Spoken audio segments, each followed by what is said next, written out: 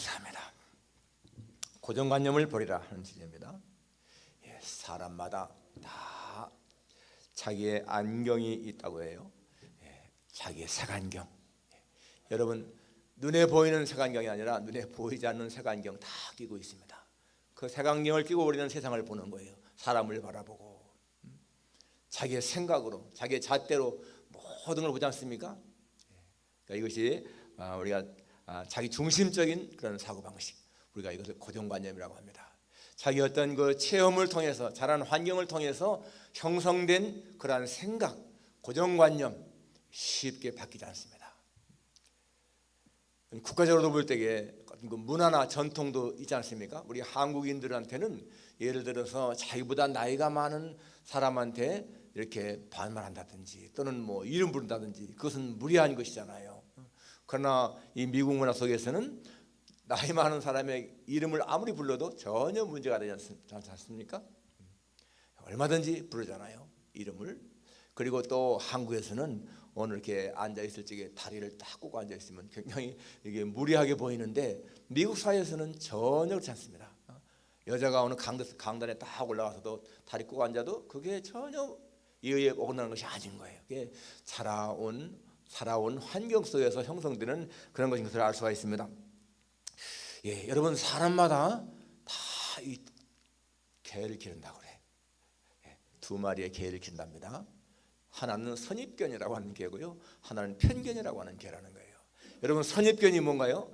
물론 볼견자를 개견자로 바꿔서 말한 것인데, 선입견, 내가 체험하지 않았는데 어떤 남의 말을 듣든지 간접 경험을 통해서 그럴 거라고 생각하는, 판단하는 선입견인 거예요. 아주 남루한 옷을 입은 사람을 보게 되면 저 사람은 가난하구나, 거지구나, 그런 거 있지 않습니까? 또 편견, 치우친 생각입니다. 올바른 판단이 아니고 잘못된 편견, 치우친 생각. 흑인들은 좀 게으르다, 이런 것도 편견이고요, 선입견인 거예요. 부자는 인색하다, 역시 마찬가지로 잘못된 생각이잖아요. 다 그런 게 아니지 않습니까? 그래서 이 편견과 선입견이라고는 두 마리의 개를 쫓아오르는 또 다른 개가 있는데, 그것이 뭔가 하면은 백문이 불여일견이다. 100번 듣는 것보다 한 번 딱 보는 것이 더 좋다는 거죠. 그러니까 여러분, 흑인들은 좀 게으르다, 그러지만은 정말 흑인 가운데서 부지런한 사람, 그럼 보게 되면은 그런 생각이 달라진다는 거예요. 부자는 인색하다, 그런 것도 마찬가지로, 부자는 인색하다 하는 것도 정말 부자 가운데서 아주 베풀기 좋은 사람 보게 되면 여러분, 그러한 편견이나 선입견이 또 달라질 수 있습니다. 특히 좀 무명 신학교 나온 목사님들은 별로다, 이것도 다 선입견이잖아요, 편견입니다. 여러분, 무명 신학교 나와도 훌륭한 분들이 얼마나 많습니까? 그러니까 잘못된 고정관념, 오늘 주제가 뭐라고요? 고정관념을 버려라라는 것입니다. 우리 이 말씀을 들으면서 정말 자신이 갖고 있는 고정관념을 버려야 되겠습니다. 여러분, 예수님의 제자들은 유대교의 배경 속에서 살아온 사람들입니다.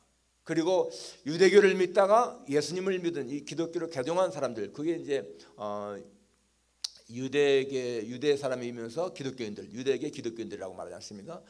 여기 나오는 1절에 나오는 이 할례자들이 바로 그런 거예요. 2절에 할례자들이 지금 이렇게 이 사람들이 이제 베드로가 고넬료 집에 고넬료 환상을 통해서, 이제 이 베드로가 고넬료 만나기 전에 환상을 통해서 하나님이 그 부정한 짐승을 먹으라 할 적에 그러한 것들을 이제 체험을 한 다음에 고넬료 집에 가잖아요. 앞에 10장에 가서 이제 고넬료 집에 가서 복음을 전합니다. 그래서 이제 유대에 있는 사도들이, 이방인들도 하나님 말씀을 듣다는 것을 듣고는 이 베드로가 예루살렘에 올라갔을 때에 비난합니다. 네가 어떻게 무할례자의 집에 들어가서 같이 음식을 먹었느냐? 그게 이제 여기 책망하는 이유죠. 어떻게 유대인으로서 하지 말아야 할, 유대인들의 전통이 있습니다. 관습이 있습니다. 절대로 이방인들과는 접촉하면 안 되는 거예요. 이방인들 집에 같이 밥을 먹는다? 절대 안 되는 거예요. 그런데 그렇게 했다는 것을 지금 책망하지 않습니까? 지금 이 기독교인들은 유대교 전통에서 성장했지만은 오순절 성령 강림을 통해서 성령을 받고 뜨거운 가슴으로 복음을 전하게 되고 막 그래서 교회가 막 부흥할 그런 때입니다. 그런데 아직까지도 이 사람들은 유대교적인 사고방식에 딱 갇혀 있는 거예요. 예수님은 성령에게 임하시면 너희가 권능을 받고 예루살렘과 온 유대와 사마리아와 땅끝까지 이르러 내 증인 될 것이 되리라 이렇게 말씀하지 않았습니까? 여러분 땅끝까지라면 뭐예요? 이방 세계거든요. 그러니까 당연히 복음이 이방 세계에 전파되고 이방인들도 예수님 믿고 구원받아야 되는 게 예수님 말씀이신데 아직까지 이 사람들은요 이방인들이 구원받는다 생각이 안 가는 거예요. 전혀. 이게 그들의 고정관념 때문에 그렇습니다. 그렇기 때문에 예수님이 이제 이 베드로라고 하는 그 당시에 영향력이 있는 그 지도자를 딱 환상을 보여주면서 바로 이방인들도 하나님이 깨끗게 했다 이걸 보여주기 위한 것이 뭐였습니까? 10장에 나온 환상이었잖아요. 그릇에 짐승이 더러운 그 부정한 짐승이 있는데 예수님이 잡아먹어라. 그러니까 베드로가 그럴 수 없습니다. 속된 건 내가 먹은 적이 없습니다. 다시 하나님이 깨끗게 하신 건 네가 속죄하지 말라. 바로 그런 일이 3번씩이나 있다고 이렇게 말씀하셨습니다. 바로 그런 일이 있은 다음에 이제 하나님이 보낸 고넬료가 보낸 그 종들이 와서 베드로에게 베드로를 찾는데 베드로가 이제 내가 베드로다. 그러니까 그 고넬료 종들이 이러이러한 사실 때문에 우리가 왔습니다. 그때서 깨닫는 거예요. 베드로가 이 부정한 짐승들이 이게 바로 이방인을 가리키는 거구나. 그래서 가지 않습니까? 그래 같이 간 거예요. 바로 그것이 이 베드로가 가지고 있던 고정관념, 유대인은 이방인과 접촉하면 안 된다라고 하는 고정관념이 깨지는 그런 순간이었습니다. 그래서 같이 간 거예요. 그래서 그때 같이 가서 이제 하나님 말씀을 전하고 그들이 막 성령 받고 방언을 하고 이러지 않습니까? 그런 체험을 했기 때문에 베드로는 확실하게 이제 바뀐 거예요, 고정관념이. 그런데 오늘 여기 이제 유대에 있는 자들이 이방인들도 그렇게 말씀 들었다. 그런데 그거에 대해서 책망하는 것이 아니라 뭐라고 말합니까? 네가 무할례 집에 들어가서 함께 음식을 먹었다. 이걸 가지고 지금 책망하는 겁니다. 뭐 이방인들이 예수 믿었다 이게 문제가 아닌 거예요. 그들은 유대인의 전통을 깨뜨렸다. 왜 이방인 집에 들어갔느냐? 그렇게 말한 것입니다. 그러니까 이 할례들한테는 바로 이 사람들은 유대교에다가 예수 믿는 사람을 개종했지만은 그들의 생각은요 딱 굳어 있어요. 할례를 행해야 돼. 할례를. 그리고 유대교 전통을 지켜야 돼. 이렇게 한 것입니다. 그것 때문에 이제 4절부터 베드로가 그들에게 이 일을 가지고 설명을 하는데 쭉 그것이 4절부터 17절까지 자기가 체험한 걸 얘기하는 거예요. 오늘 본문이 10장에 나오는 거 똑같지 않습니까?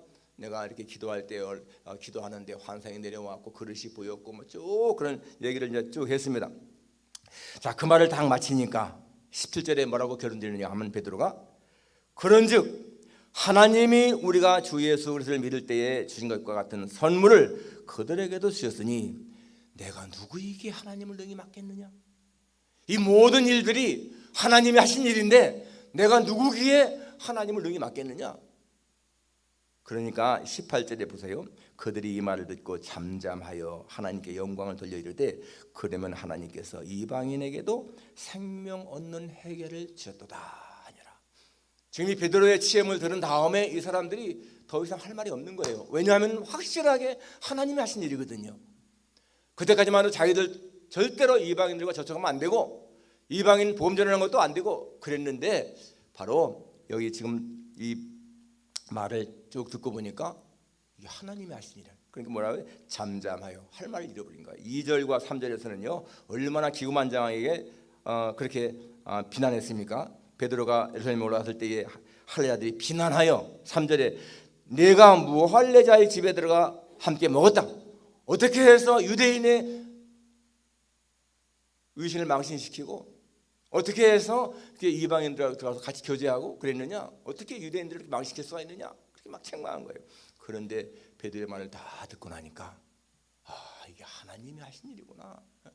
그래서 마지막에는 잠잠하여 하나님께 영광을 돌렸다.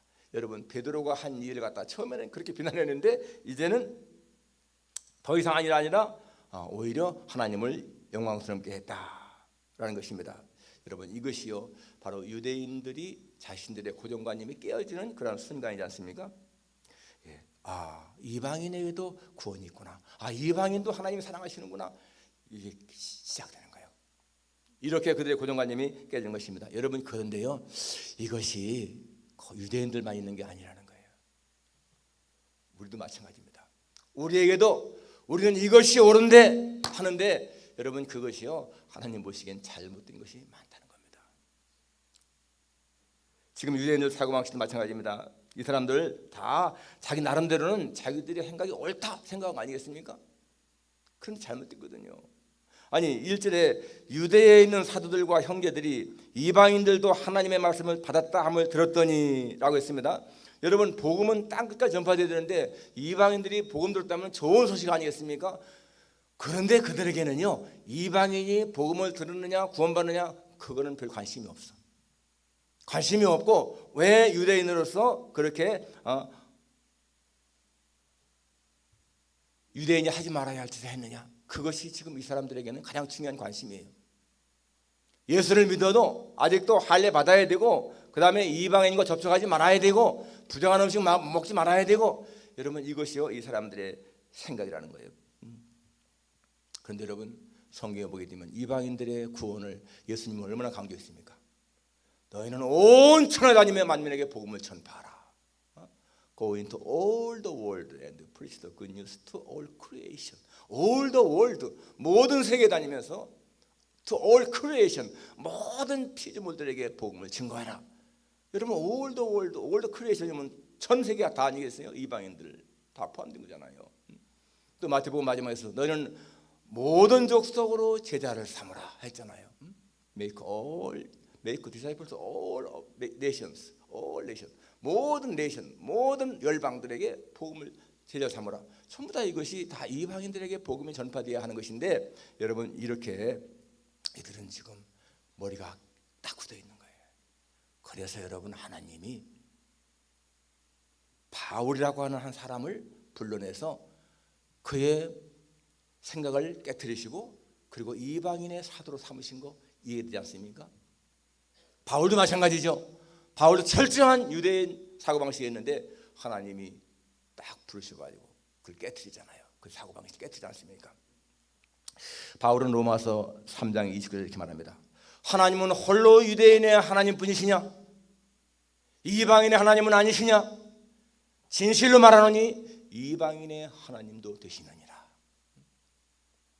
여러분 그 당시에 바울이요 가장 먼저 하나님은 이방인의 하나님 되신다 깨달은 사람인 거예요. 다른 유대인들은 베드로조차도 전혀 생각 못했습니다. 근데 하나님이 바로 이 바울을 깨트리시고 그로 하여금 하나님은 유대인만의 하나님이 아니라 이방인의 하나님 되신다 깨닫게 한 거예요.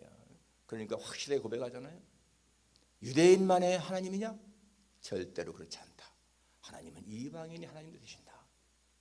디모데전서 2장 4절에서 하나님은 모든 사람이 구원을 받으며 진리를 아는 데 이르시기를 원하시느니라. 모든 사람이 구원을 받으며 이게요. God wants all men to be saved. To be saved. 모든 사람이 구원을 받으며 to come to knowledge of the truth. 모든 사람이 다 진리를 아는 데 이르기를 원하신다. 그러니까 여러분 이것이 뭐예요? 이방인의 구원에 대한 확실한 것이지 않습니까? 그런데 지금 이 사람들은 이렇게 하나님의 뜻을 제대로 알지 못하고 있습니다. 여러분 사람들이요 이렇게 잘못된 고정관념에 딱 매이게 되면 얼마나 하나님 앞에 큰 죄를 짓는지 성경으로 이렇게 보여지잖아요. 요한복음 16장에 보게 되면 예수님이 제자들에게 이렇게 말씀하십니다. 때가 이르면 너희를 죽이는 자들이 생각하기를 이것이 하나님을 섬기는 일이라 하리라. 예수님의 제자들을 죽이면서 이게 하나님을 위한 일이라는 거예요. 여러분 하나님이 이 땅에 보내신 예수님을 십자가에 못 박아 죽인 사람들이 누군가요? 제사장들, 그 당시에 하나님을 잘 믿는 사람들, 바로 그들은 예수님을 십자가에 못 박아 죽이면서 이것이 하나님을 위한 일이다.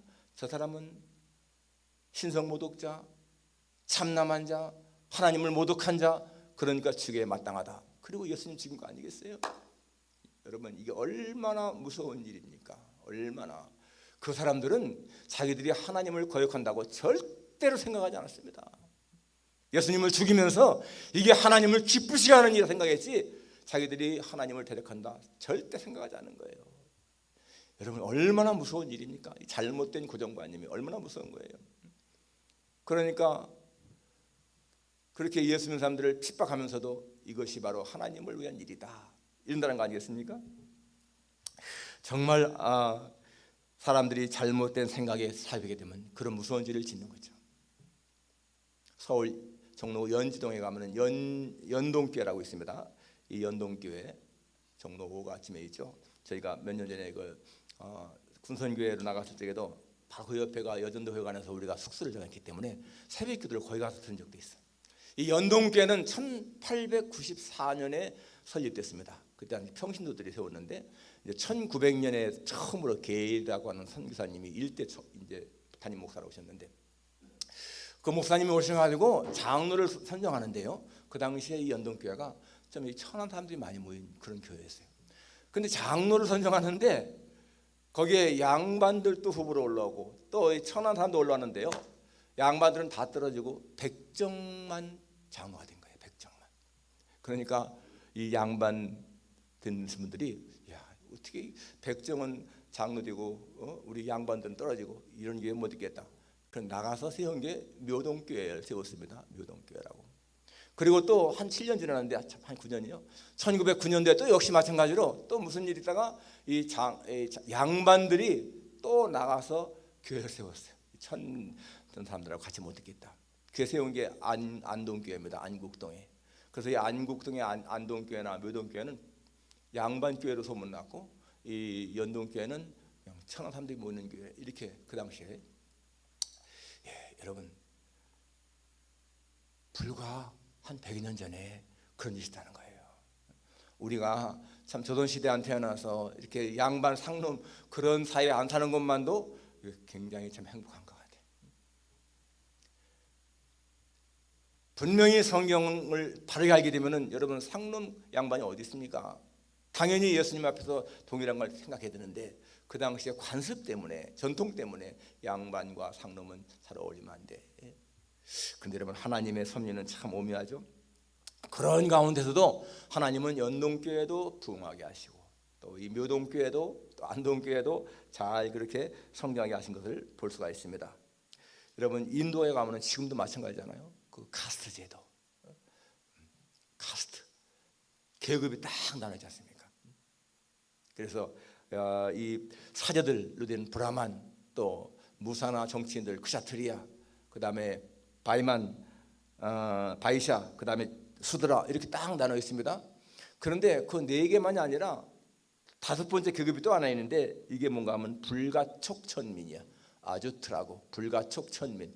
접촉해서는 안 되는 사람들이 수억 명입니다. 수억 명. 여러분, 미국에 이민 온 그런 인도 사람들은요, 전부 다 그래도 적어도 바이샤 이상이죠. 이 수드라 사람들은 절대 이민 못 옵니다.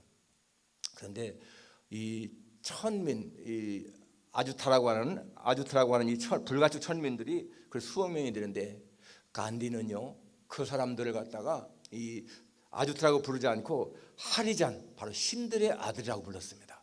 그러니까 간디는 그 당시에 이 잘못된 제도를 바꾸려고 무척이나 애를 썼는데, 그 간디의 그러한 노력에도 불구하고 계급 제도는요 철폐되지 않았어요.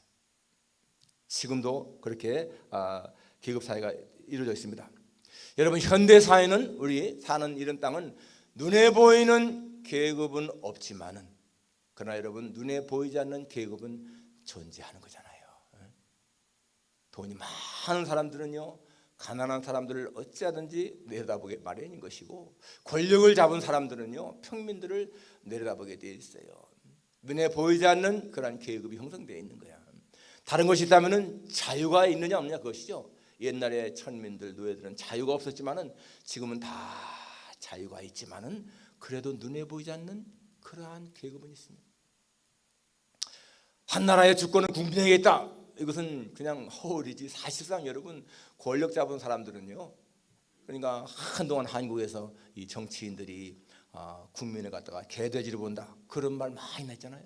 개돼지로 본다. 그만큼 이 계급이 있다는 얘기예요. 그렇습니다. 그래서 여러분 정말 그런데 이것이요 사회만이 아니라 교회 안에도 있다는 거예요. 교회 안에도 그런 계급적인 것이 누가 예수를 잘 믿느냐 안 믿느냐 이런 판단이 여러분 성경적으로 본다면은요 하나님이 정말 싫어하시는 것이 뭔가 하면 하나님을 알아도 하나님을 영화롭게 하지 아니하고 감사하지 아니하고 그런 사람들 또 보면은 불의를 행하고 사기하고 수구수gun하고 남을 비방하고 험담하고 하나님은 이러한 사람들을 아주 싫어해요.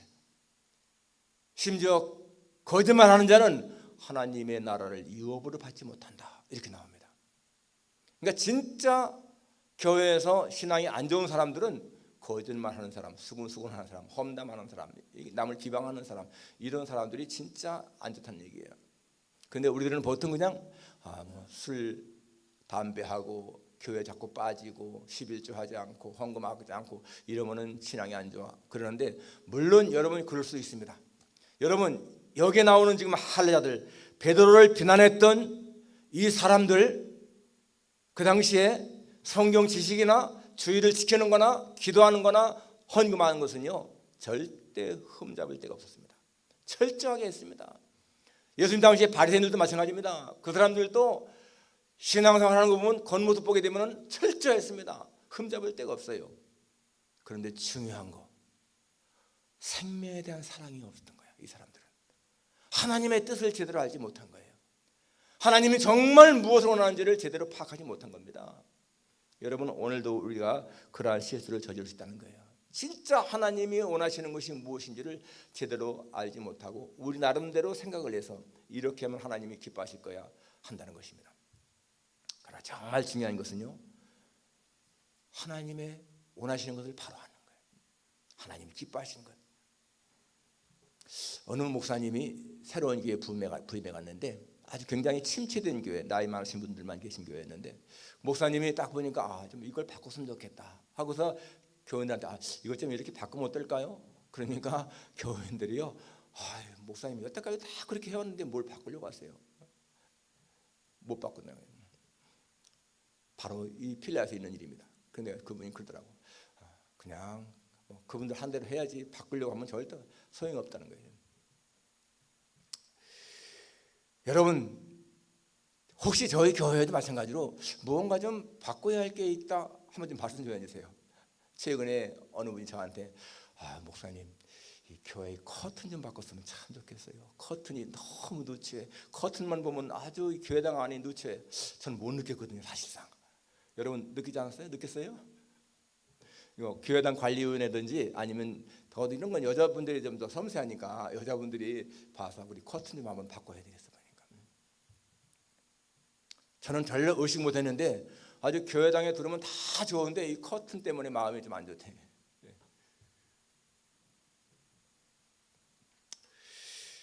새로 오신 분들은요 금방 눈에 뜨이는 게 있는데 오래 같이 있게 있으면 보이는 게 없어요. 별로 다 그러니까 여러분 10월달에 이제 새로운 목사님이 오실 텐데 그 목사님이 오셔서 보면은 이거 우리 교회 좀 이걸 좀 바꿨으면 좋겠다 그럴 게 좀 많이 있을 것 같아. 그럴 때 여러분 목사님이 이거 좀 바꿉시다라고 할 적에 여러분 뭐 여태까지 잘해왔는데 뭘 바꾸려고 하세요? 그러지 마세요. 그냥 목사님이 바꾸겠다 그러면 바꾸십시다. 여러분 지금 물론 이 강대상이요 이게 23년 전에 우리 하텔에 있을 때 교회당 들어가면서 한 거 아니겠어요? 23년 됐습니다. 지금 이런 강당 쓴 데 별로 많지 않죠. 다 아크릴로 산뜻하게 조그맣게 됐지 않습니까? 저는 그런데 뭐 이게 그냥 썼으니까 괜찮은데 아마 젊으신 분들이 오면은 별로 안 좋을 것 같아요. 그러면은 그런 것도 바꾸자면 바꾸세요. 뉴욕에 있는 교회에 새로운 목사님이 오셔서 이 강대상 바꾸는 바람에 쫓겨났잖아요. 누가 쫓겨냈겠어요? 이 강대상을 헌물하신 분. 그분들이 자기는 돈을 많이 들여서 강대상을 헌물했는데 이거를 치워버렸거든요. 그러니까 결국에는 그 목사님 교회에서 쫓겨났어요. 내가 허물했다 하더라도 여러분 이미 하나님 건데 내가 허물했다 해서 그걸 이렇게 내세우는 거 그것도 안 좋은 거잖아요.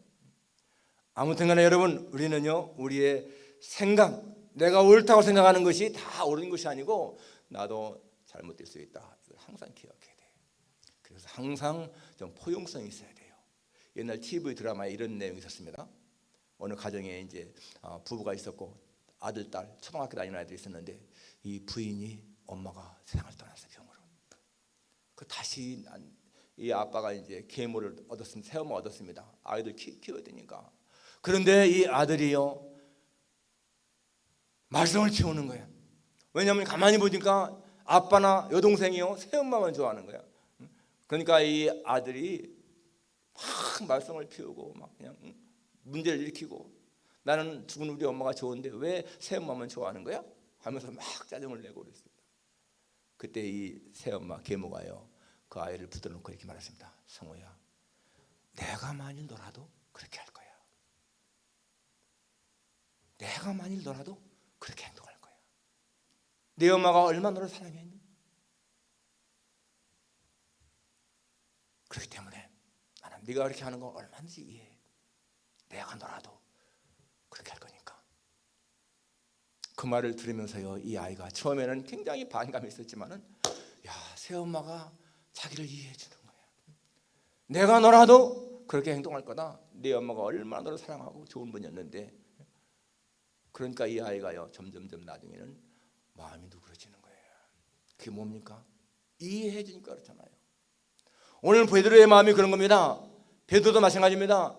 여러분들 그렇게 비난하지만은 여러분들이 내 위치에 있어서도 그랬을 겁니다. 나도 여러분처럼 그렇게 이방인 접촉하는 거 원치 않았고, 이방인들은 구원받지 않을 사람을 생각했고, 이방인들은 저주받을 사람을 생각했습니다.